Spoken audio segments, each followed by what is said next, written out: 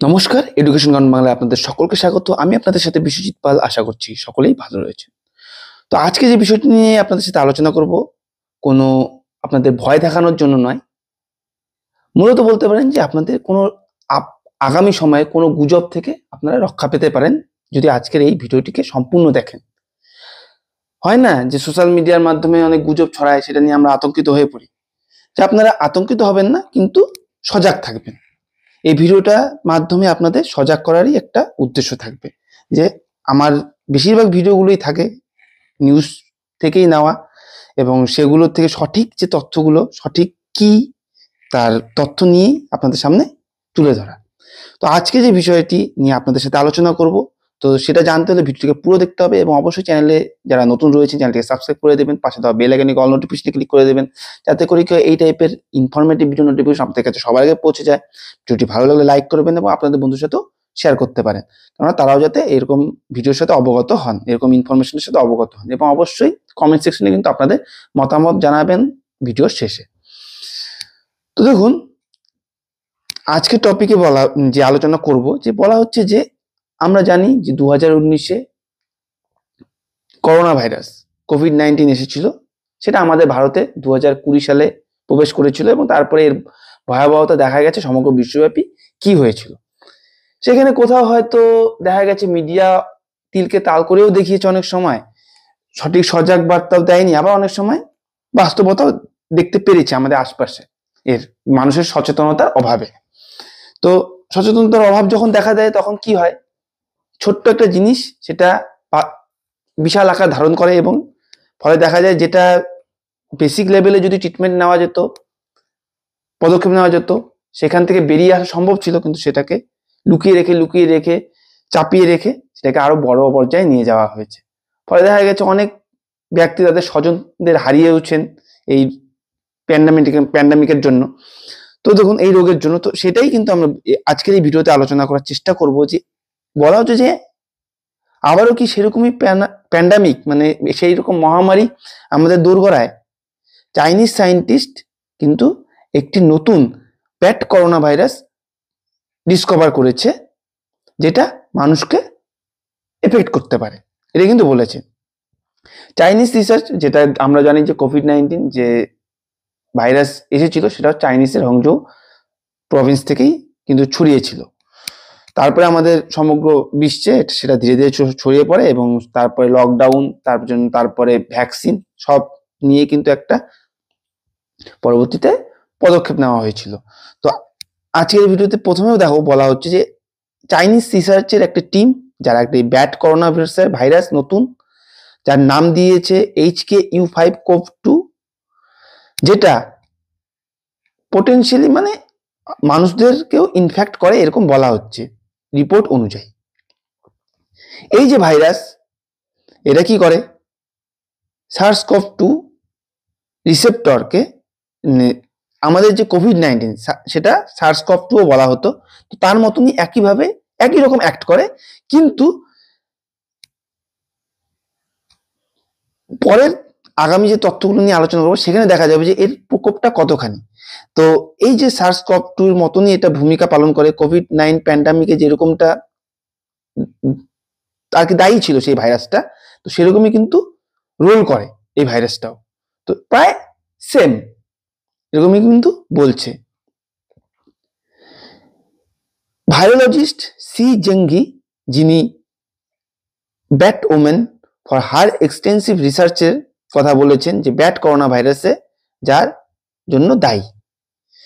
এই স্টাডিতে উঠে এসেছে যে এর ভবিষ্যতে প্যান্ডামিকের সম্ভাবনা কতটা রয়েছে, সেটা সম্বন্ধেও কিন্তু সজাগ করছে এই পরীক্ষা নিরীক্ষা যে রিসার্চ করেছে, এই রিসার্চার যে পরীক্ষক রয়েছেন, তারা সচেতন বার্তা দিয়েছেন এই ভাইরাস সম্বন্ধে, যে এটা হিউম্যান সেলকে এফেক্ট করতে পারে। এর ট্রান্সমিশন রিস্ক রয়েছে সিগনিফিকেন্টলি লোয়ার, কিন্তু সেটা এই যে কোভিড-19 ভাইরাস ছিল সেই সময়ে 2019-এ যেটা এসেছিল, তার থেকে তুলনামূলক অনেকটাই কম। Here's everything we need to know about this new virus and the potential threat is poses.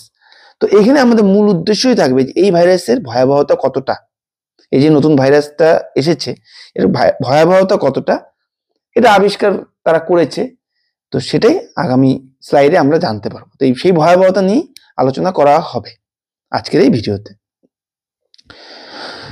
তো আমরা প্রথমেই জানি যে এই যে নতুন ভাইরাস এটা কিন্তু নাম দেওয়া হয়েছে HKU5CoV2।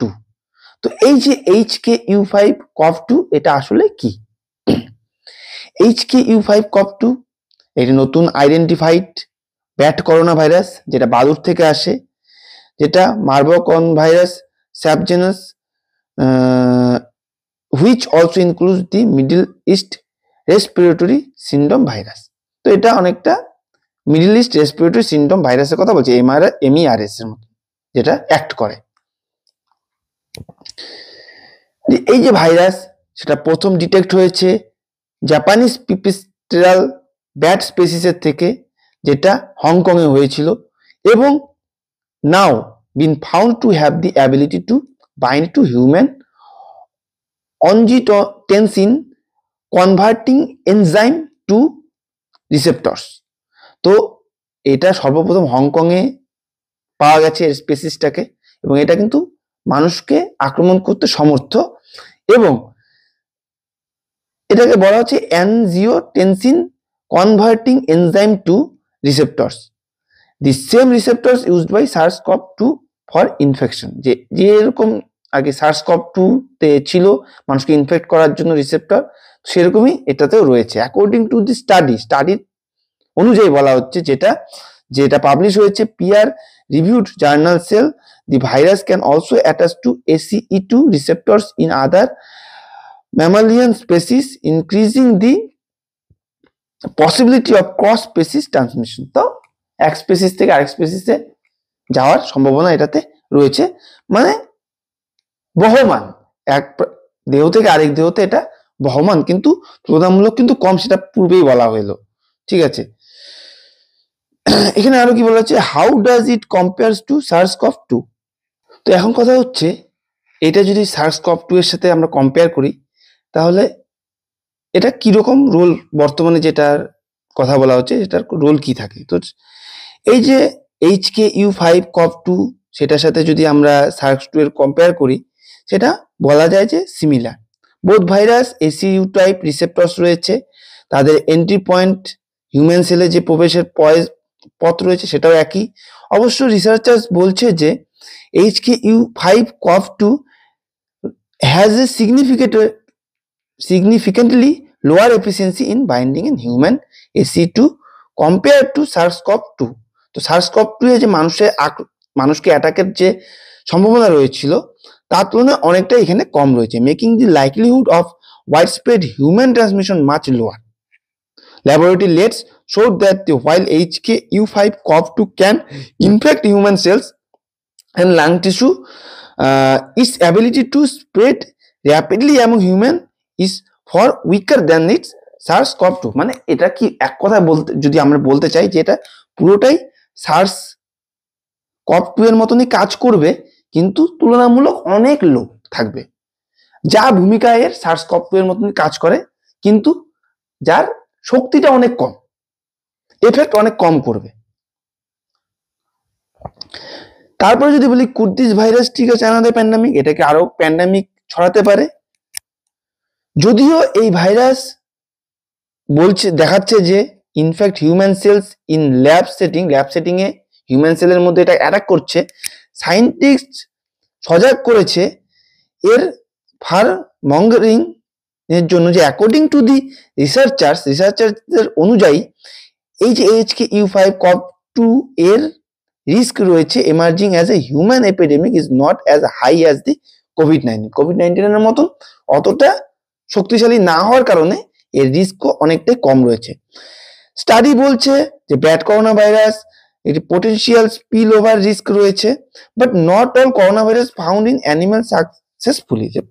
সব যে অ্যানিমেলে jump to human previous outbreaks সার্সের মতন, যে সার্স এবং মার্সের মতন যে সমস্ত হিউম্যানে ছড়িয়ে পড়বে এমনটাও এত শক্তিশালী নয় এটা কিন্তু বলেছে যে for human two human transmission এটার মেকানিজম সাফিসিয়েন্ট নেই।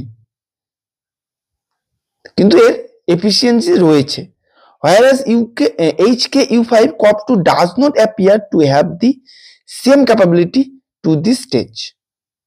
তো সেম ক্যাপাবিলিটি নেই, শক্তি নেই, একই কথা বারবার বলছে যে যেহেতু এর শক্তি কম, সেই কোভিড-19 যে ভাইরাসের শক্তি ছিল তার তুলনায় অনেকটাই কম, তার ফলে কি হবে, এর প্যান্ডামিক ছড়ানোরও ক্ষমতা অনেক কমে যাবে। তাই আমরা বলবো যে পরবর্তী যদি কেউ এরকম বলে ছড়াচ্ছে তাহলে এটা কিন্তু ভয় পাওয়ার কোনো কারণ নেই।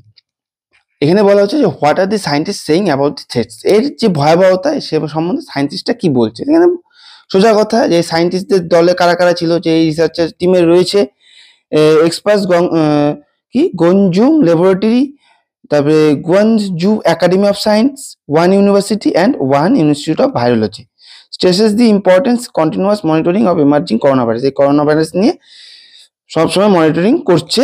আর ওয়ার্ল্ড হেলথ অর্গানাইজেশন তার লিস্টে মারবেকো ভাইরাসের কে ইনক্লুড করেছে, যেখানে প্যান্ডামিকের প্রস্তুতি নেওয়া হয়েছে, যে প্যান্ডামিক পর্যায়ে যেগুলো গেছে তাদের লিস্ট করা হয়েছে। যদিও এখনো কিন্তু কোভিড-19 এর যে উৎপত্তি এবং কোভিড-19 কিভাবে প্যান্ডামিকের পর্যায়ে গেল সেটা নিয়ে কিন্তু এখনো বিবাদ রয়েছে। দি অরিজিন অফ কোভিড-19 এর যে উৎপত্তি কোথা থেকে হয়েছে এখনো কিন্তু বিবাদ রয়েছে। আর HKU5COV2 হাইলাইটস করছে the need for better surveillance of genetic disease.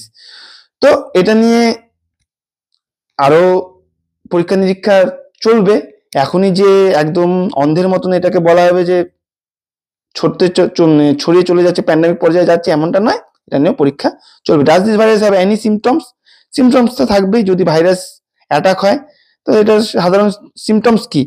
Fever হবে, কফ হবে, ফ্যাটিক, কনজেশন, স্নিজিং, হাঁচি হবে, chills, loss of appetite, shortness of breath, শ্বাস প্রশ্বাসের ঘাটতি দেখা যাবে, ডায়রিয়া হতে পারে এবং বমি ভাবও হতে পারে। তা অবশ্যই যদি এরকম কোনো সিমটমস আসে আমরা নিকটবর্তী ডাক্তারের কাছে যাব, ডাক্তারের কাছে গিয়ে সেখানে ডাক্তারের ট্রিটমেন্টে আমরা ট্রিটমেন্ট করব। অবশ্যই ভয় পাওয়ার কোনো কারণ নেই, কিন্তু সায়েন্টিস্টরা বলেছে কি যে এটা শক্তি অনেকটাই কম, তো প্যান্ডামিক পর্যায়ে যাবে না। আমাদেরকে শুধু এইরকম সিজনে, যেহেতু আমাদের ওয়েদারও চেঞ্জ হচ্ছে, তো এই সময় সিজনে যদি জ্বর, সর্দি, কাশি, বমি বা ডায়রিয়ার মতন হয়, ভয় না পেয়ে ডাক্তারের কাছে গিয়ে ট্রিটমেন্টটা নেওয়া উচিত। ঠিক আছে, এটাই হচ্ছে ব্যাপার। তো যদি আপনাদের কাছে ইনফরমেটিভ মনে হয় ভিডিওটা, অবশ্যই লাইক করবেন এবং অবশ্যই বন্ধুদের সাথেও শেয়ার করতে ভুলবেন না, এবং অবশ্যই চ্যানেলটিকে সাবস্ক্রাইব করে দিয়ে পাশে থাকা বেল আইকনে গিয়ে অল নোটিফিকেশনে ক্লিক করে দিন, যাতে পরবর্তী সকল ভিডিও নোটিফিকেশন আপনাদের কাছে সবার আগে পৌঁছে যায়। তো চলুন, সুস্থ থাকবেন, ভালো থাকবেন এবং সজাগ থাকবেন। জয় হিন্দ, জয় ভারত।